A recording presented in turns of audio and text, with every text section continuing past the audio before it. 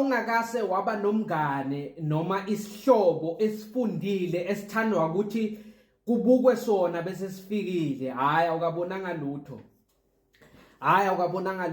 Hayi mina kunomfana bathi ngusifiso wasekhaya, hayi singi-right, ngiyambonga futhi angimthengisi omfunayo akamthathe mahala. Hayi. Yazi ibhola kuyaziwa, yonke i-out ongahlangana nayo eSouth Africa izokutshela ukuthi ibhola liyabahlanganisa ma-out. Madoda nje uma hlangene kwaze kwacocwa ngebhola, noma ngabe umunye ubuya kuyiphi province ukhuluma yiphi language, kwaze nje kwaqala kwakhulunywa ngebhola, hayi siyahlangana, wonke umuntu ufaka umbono, kuba mnandi.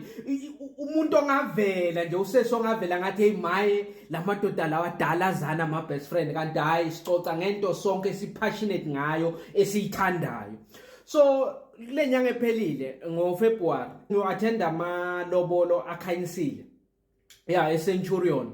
So lapho kuze umndeni wakhabo makoti wakhabo mkhwenyana sesihlabile vele is after 3 entambama, yabona sekuzokosiwa, sizokosa nje ubusuku bonke, ngakusasa kuyagidwa ke malobolo. So masilapha emlilweni, hayi cala i-conversation mayelana ne-AFCON ngoba bekudlala i-AFCON lamana ukuthi hey maye iSouth Africa ibafana isenza proud, badlala kahle uyabona, and manje vele masingawina siye kuma-semi-final siye kuma-final, yabona iSouth Africa wonke umuntu angaba proud ngayo, singaze sishintshe ama-profile pic.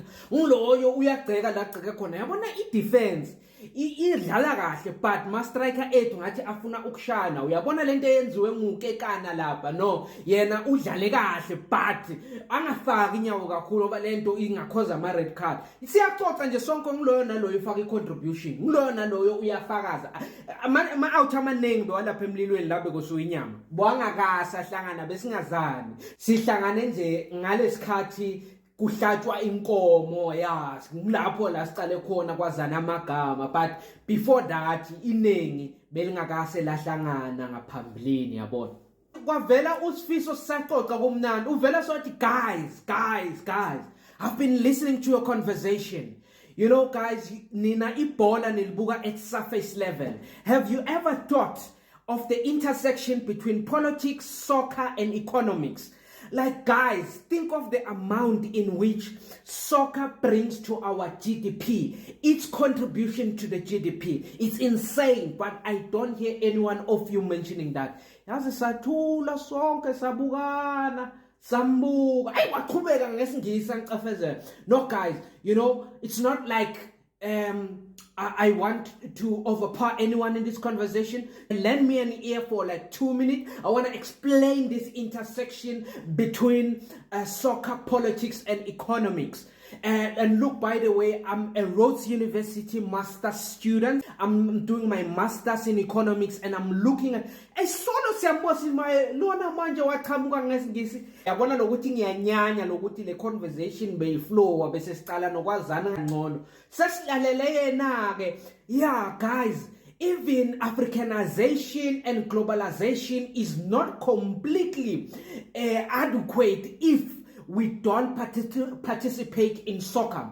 So abo AFCON, abo FIFA World Cup, it's assisting us to unite the nation. Mina lo mfona lono yazi ukuthi isihlobo sami phela ngibuya naye edondoni size sonke namalobola, yazi ngadliwa mahloni ukuthi ya manje sekuzothiwa thina manje yabona sifuna kubukwa, kufuna kuhlale kulalelwa thina. Hayi ngabashiya sonke ke sesimshiya yedwa emlilweni nale nyama, yabo ngendlela besicasuke ngakhona sihamba ngawanzi, amshiya cefeza lesingisi sawuhlala egarage. Hayi mosifika egarage enye out icala iconversation ngama political party, ithi amadoda ngabe bese kukhishwe idate yokuvota, nizawuvotela noma lama political party maningi. Hayi ngiloyo kwesoyangena emata mina ngithemba iFF ebovu, omunye uthemba labo, omunye hayi ukhongoloso usengashintsha, yabona siyaphikisana nje. Mina ngithi iMK ngoba iMK igcwele ama veterans ANC, yabona kuyaxoxwa kumnandi, sinikana ichance, sikhuluma isiZulu, uyabona sikhuluma nje siya understandana, sinikana nechance yokukhuluma. Hayi ngathi usizwe ngophunga usifiso igraduate ye-economics eyenza i-masters e-Rhodes University. Hayi uthe makachamuka wathi guys, I've been listening to you, but no one is talking about how our system is failing our people. The problem is not political parties. Parties will come and go. The problem is the Eurocentric democratic voting system imposed on our people.